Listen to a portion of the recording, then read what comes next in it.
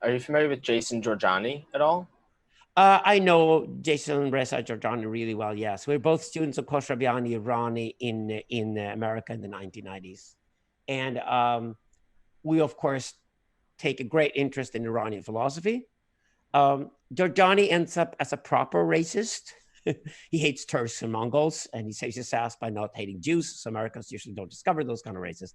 And he has several other problems. Jorjani, I disagree fundamentally. He's flirting too much with Gnosticism and then tries to apply Gnosticism on all of Central Asian history, which I think is a major mistake. Gnosticism only arrives in the Persian Empire, the Roman Empire,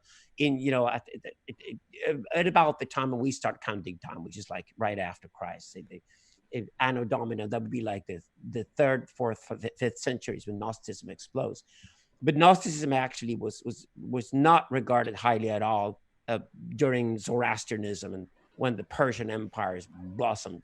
Rather, they were strictly monist religion. They had strictly monist religion that actually persecuted the Gnostics. And this is where Jorjani and I differ, historically speaking. So, say historically, we both love Zoroaster and regard him as one of the greatest thinkers ever and still to be discovered by the West. If you work in Eastern philosophy, Zoroaster was one of the greatest thinkers ever. But we differ in that I say Zoroaster and Heraclitus among the Greeks should be read in parallel because they think alike. Heraclitus was by the way, he wasn't even a Greek.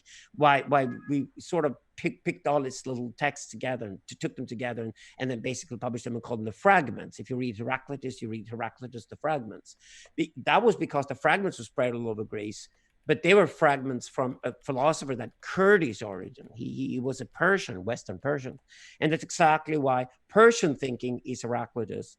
And if you read Zoroaster, Heraclitus next to each other, you discover that they're strictly monist, they're process philosophers, process thinking that's so cherished today starts with these two guys. And this is what Hegel, Nietzsche, and Heidegger later pointed out when they turned against Plato and instead proposed Heraclitus as the really amazing Greek. Nietzsche and Heidegger were adamant that Heraclitus was the greatest Greek and not Plato. And that shift away from Plato and dualism over to Heraclitus and monism is fundamental to our philosophy in the West today.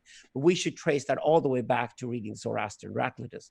And this is where Jorjani and I differ. And that's exactly because we differ on that we arrive at such a totally different idea of the forthcoming Persian Renaissance that we both prophesize about. There was another thing that Jorjani touched on, which was the mystery school of Mithraism, and I was really fascinated by the way that he was describing that in his book. How much of that actually happened the way that he described, I have no idea.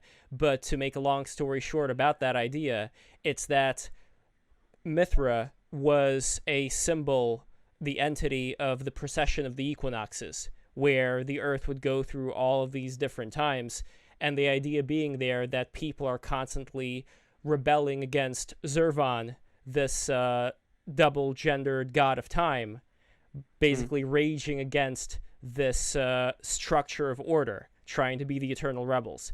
And there is something fascinating to me about that. And as far as how old that is, Jorjani, I think he says that that's even older than Zoroastrianism. So I was wondering... He's right on those things. He's right on many things. I would say Zoroaster only called himself a reformer. And what he introduced to Zoroastrianism was that he introduced a philosophy. You know, the word philosophia was a word that the Greeks took from the Persians. Philosophia, the love of wisdom, in Persian is Mazda Yasna. And Mazda Yasna was the name of Zoroaster's religion. In the East, there is no difference between religion and philosophy at all. We only separated religion and philosophy in the West 400 years ago for power reasons. This was because of a struggle within academia.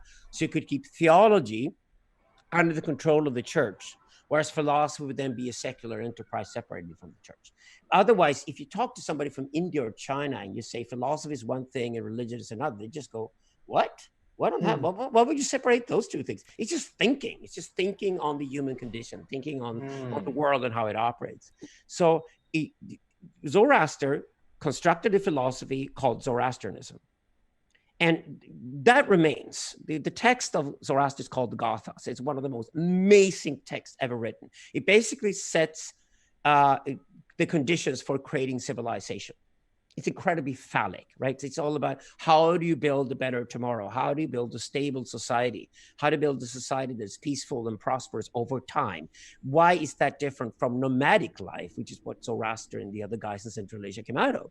Because they had created a settled society and they had written language. And because that written language, they realized, oh, we can accumulate information and knowledge.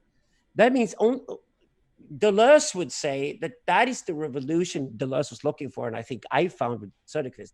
That was the revolution where the son can imagine that he can create a better world than his father did, because he can improve on the world. The idea that you can improve on the world is called eventology, by the way. And the first eventological idea ever in human history was written by Zoroaster 1700 before Christ. It's called Gothas.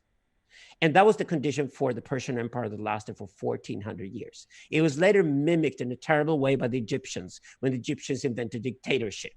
And they did so under Akhenaten. It's called Atonism, which ironically happens to be the origin of the Jewish religion, which Freud exposed.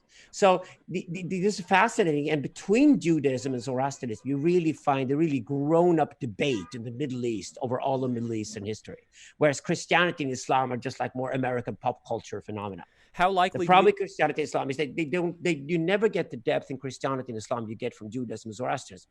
But to go back to Jorjani here, what Jorjani discovered, and I agree with him, is that you actually have two other religions that operate in parallel with Zoroastrianism.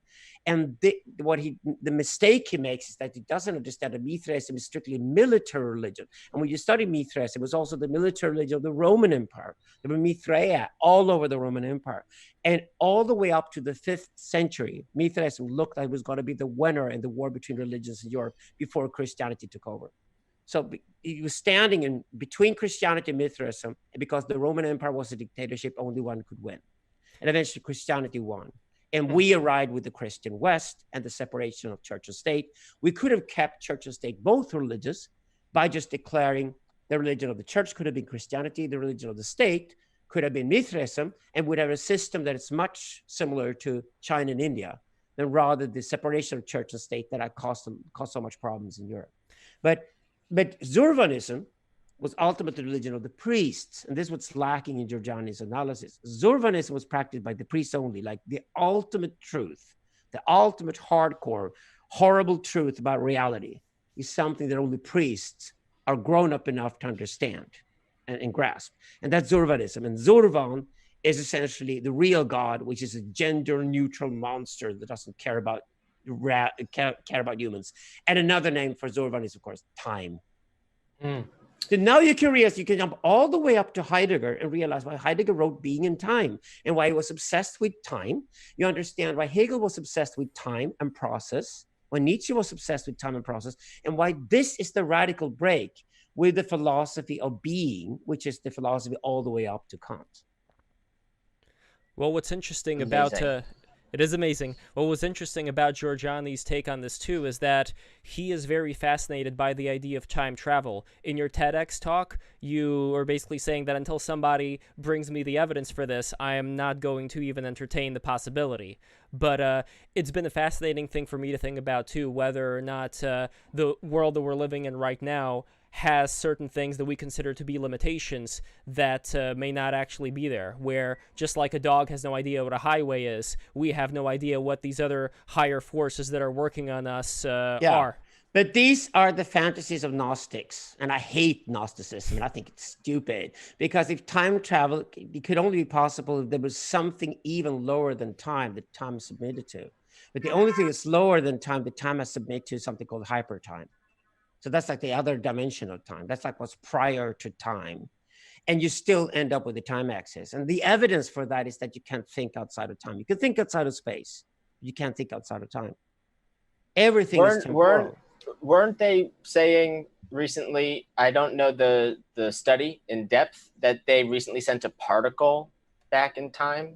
No. That's because time is not fixed. So if time is not completely continuous, it's not completely discrete. So there's an element to time that isn't completely discrete. That allows for little reverberations to happen, but that's how anything operates. Everything is fundamentally moving on a small scale. That's fundamental to quantum physics. or quantum organics, as I call it, which is should probably be called. It's not quantum mechanics, it's quantum organics. If you study quantum organics, you find out that at the ultimate level, everything is moving. And because everything is moving, existence itself is possible. But it's only within that little reverberation that you can actually have something that can travel backwards, because it's not traveling backwards as much as it's kind of small circular loops that are occurring. You know, loop quantum gravity, for example, studies these things. It's so minor. It's unbelievable. No, you can't just travel back in time. That's just Hollywood bullshit. No, of course. And the problem with that is that, yeah, boys love ideas of having, you know, being omnipresent and omnipowerful and, you know, rule the world. 11-year-olds love that. I call these 11-year-olds throughout history boy pharaohs and pillar saints. And my problem is that the Gnostics, they always these boys who don't get involved with a fully grown-up game. They don't go to war and they don't fuck. And if you don't endorse yourself in sexuality and violence, you can't do proper theater either. You don't do art. That is hilarious. Then you end up in a realm that is where, so funny. Yeah, you end up in a realm where you're like a permanent 11-year-old. It's called Peter Pan syndrome. And it's always the Peter Pan boys who dream about time travel. It's always a nerdy thing to do. What about a porn star who dreams about time travel, right? And you don't mean a warrior who goes to war dreams about time travel, because it's actually the fact they're temporal beings and that they're located in time that makes their actions so powerful and meaningful. That's hilarious. What about, so a wormhole, that's a loophole. That's not technically time travel. So if we opened a wormhole and we were able to, so that's, okay, technicality. The wormhole exists in a world that is temporal. So you travel a long time, even if you travel through a wormhole. What's important, though, and this is where physicists have to read stuff, the kind of work that we do, and they're interested in it, because they've obviously discovered now through Baudrillard's equation in 2011, they discovered that it's way more likely that our current universe started with a big bounce rather than a big bang. So we had an imploding universe that preceded the current one. Now, the problem, though, is that space-time, as you know it, classic space-time, Einsteinian space-time, starts after the big bounce. And it's like a weave. This is what you do when you do loop quantum gravity. So that starts after the Big Bang or the big bounce itself. Well, you got a problem then, don't you? Because there is something prior to the initial expansion of space-time. That means that space-time, if that is a physical phenomenon, we need to discuss something called subphysics, which is a physics prior to physics. The way biology follows physics, there's something prior to physics, and we now call that subphysics. And when you work your way through subphysics, you got to work with concepts. You got to allow yourself to work with concepts called hypertime and hyperspace. Like, what if there's a space within which space can expand? What if there's a time onto which time happens and suddenly occurs as an emergence? And when you discuss that, you realize that hypertime actually becomes even a necessity to understand existence as we know it. And once you have hypertime, it's different time dimension, then that hypertime has a different quality. That's what we're studying now. Ooh, it gets really weird when you study hypertime.